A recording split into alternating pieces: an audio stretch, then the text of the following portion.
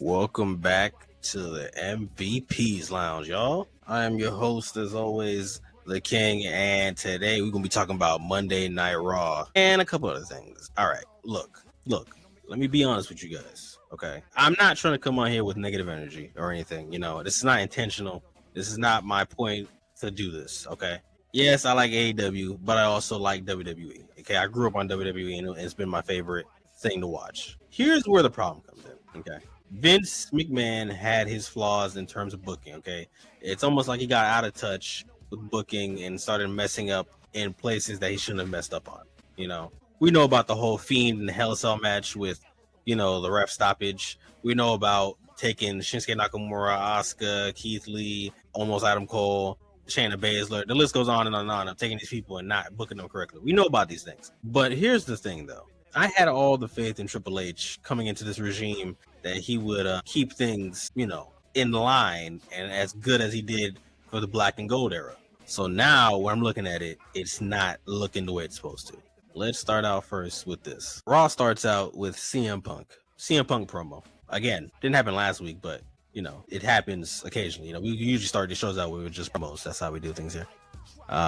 This music is not trying to play whatsoever. I'm gonna pause that music. Yeah, get that out of our ears. But yeah, CM Punk comes out with the promo, and he is talking about how tonight he's gonna win the Money in the Bank qualifying match, and he's gonna go on to Money in the Bank and win it for a third time, and he's gonna have another successful cash in, whether it be Jay, his friend, say, hey, it's gonna be just business when we meet, or whether it be John Cena and cussed him out and cussed out The Rock, because we gotta get the cheap pop in with these people. But my thing here is this. I've talked about it before on but the other Raw review I did with Wiza of the Over the Top with Wiza, that CM Punk promos nowadays, they just don't hit.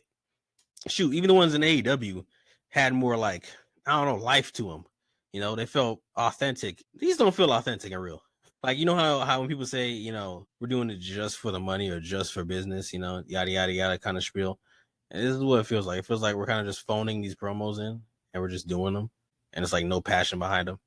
It's weird. I don't know. Maybe I'm looking too deep into criticism, but anytime I hear this dude's voice, it just does not sound correct. So yeah, it just doesn't feel real to me. Anything CM Punk says just does not come off like a good promo because it just doesn't sound authentic and real. Plain and simple, just like that. Out comes Sami Zayn. Sami Zayn hits the apron, and as soon as his music stops, you can hear the crowd chanting a little bit, we want truth.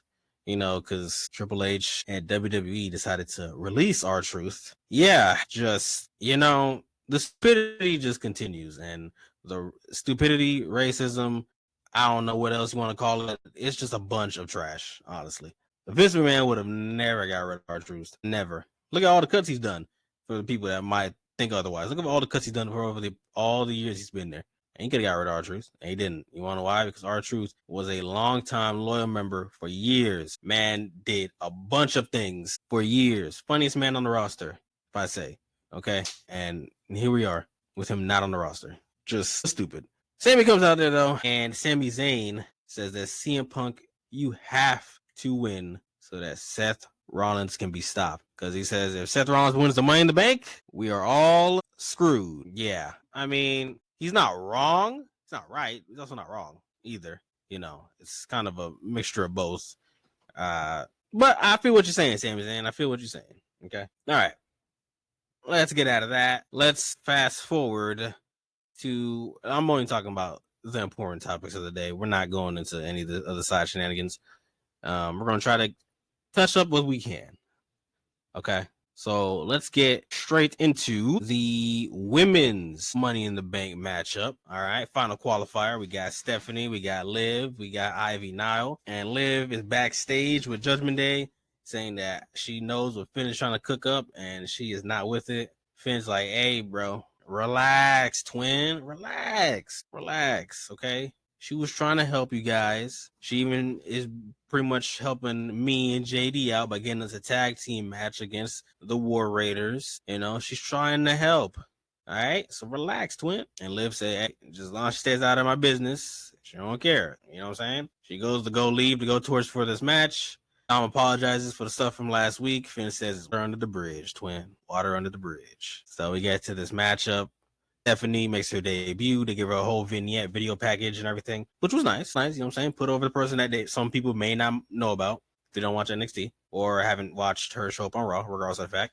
They gave her a whole highlight package. So she came out there. We have this match. And surprisingly, there was no kind of expected some people to pull up like Raquel or Roxanne to do something, but that did not happen at all. So I was like, all right, bet.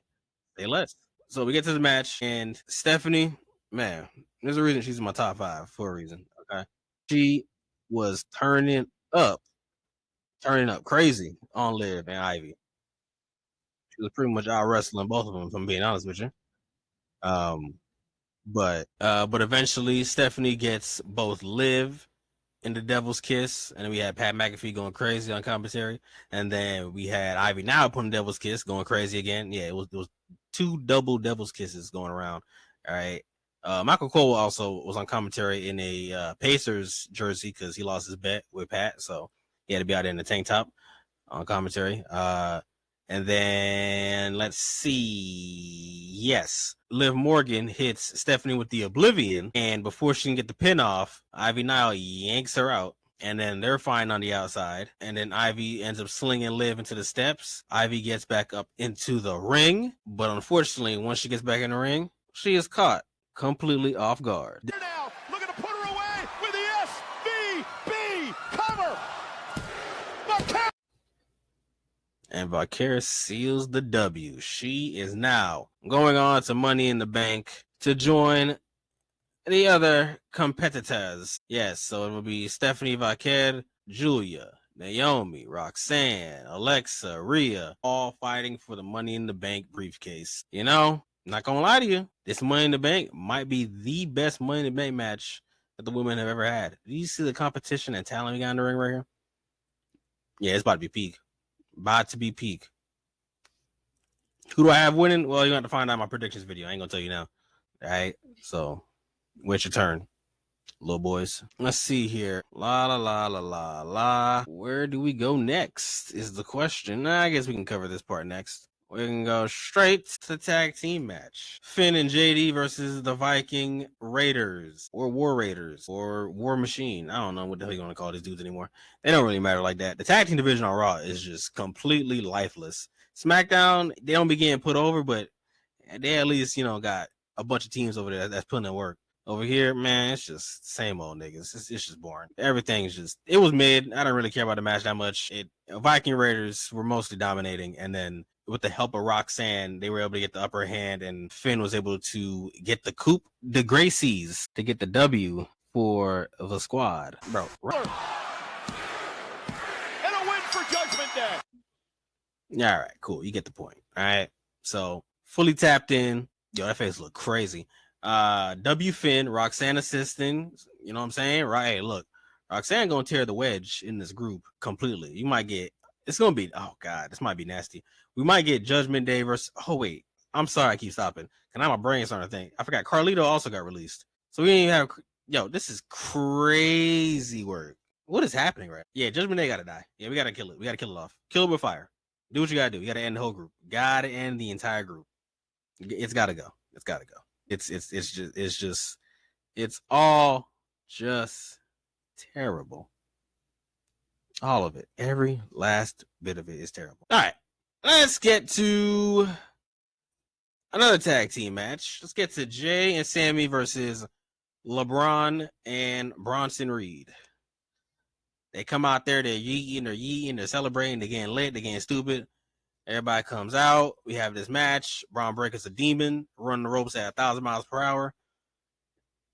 Yeah, this team, I ain't gonna lie, this team was dominating at first, and then Jay and Sammy finally get the upper hand off the hot tag. And well, before they could even do anything, once Jay is knocked to the outside, a lot of things happen. A lot of bad things happen. Complete catastrophe. Because Jay gets his head stomped out completely. Just stomped on. All right. DQ from Seth. They start beating these niggas down.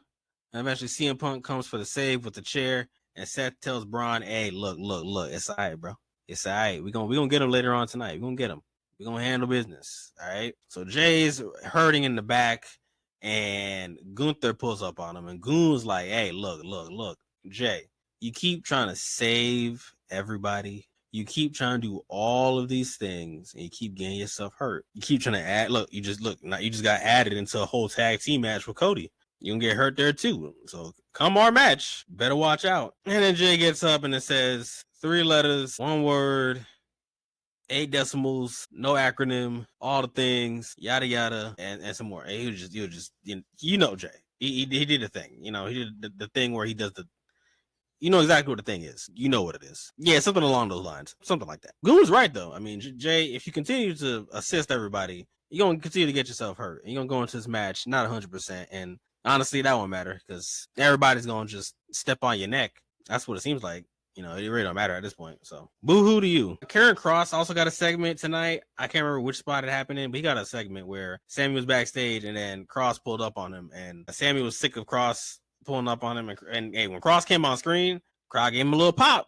Won't lie to you, Kross gave him a little pop, and he was telling Sammy, "Hey, look, you need to stop faking it to the people and stop faking it to yourself, because you're a bad guy and you need to be one, because you could have been a world champion by now, and you're not following what you're supposed to be doing." And Sammy's like, "I'm not a bad guy," and he's like, "All right, maybe I'm wrong. Maybe I'm right too. You never know." Hey, so nice little segment with Karrion Kross. Hey, you know, it kind of sucks that my guy can't get to win the Money in the Bank contract, and he might end up being released next, but not here nor there, apparently. All righty then. Let's see. Let's get to the main event, because forget the rest of the show.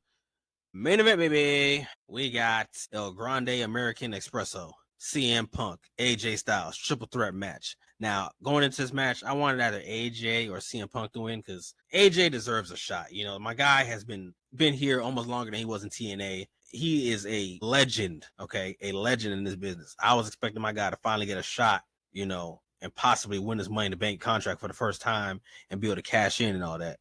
And then CM Punk's side, I was expecting, hey, just maybe CM Punk could win the contract, you know, for the 3rd time, but instead we get a big, gigantic callback to years ago.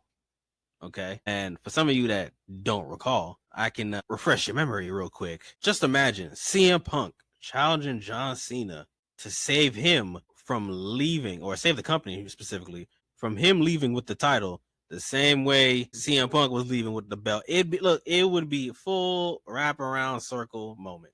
Okay, it would be great. It would be, or would have been. Unfortunately, that was not the case. That was not the case at all. Because, yeah, El Grande Americano, the Money in the Bank ladder match, will now consist of Andrade Cien Almas, Seth Rollins, LA Knight, Solo Sikoa, Pentagon, and El Grande Americano. Judging by the looks of this match, Seth Rollins is going to win this briefcase, the way I was looking. Now, maybe CM Punk shows up to cost him to not win, and then maybe Pentagon wins it, or my guy Solo wins it. But yeah, it's not. That's just this is disgusting. This is disgusting. This is terrible. This is horrific booking by Triple H. Well, everybody else starts getting, by everybody else, I mean CM Punk specifically, starts getting his cheeks rotated by Braun and Bronson, Seth. They all start jumping this nigga. And then Sammy comes in for the save. No, he doesn't. He getting stomped out as well. Yeah, that nigga's just getting completely mollywopped. Jay tries to help. He gets killed. And then everybody catches a stomp. And then they're like, you know what? Let's drag Jay over. Let's make sure he really feels his pain.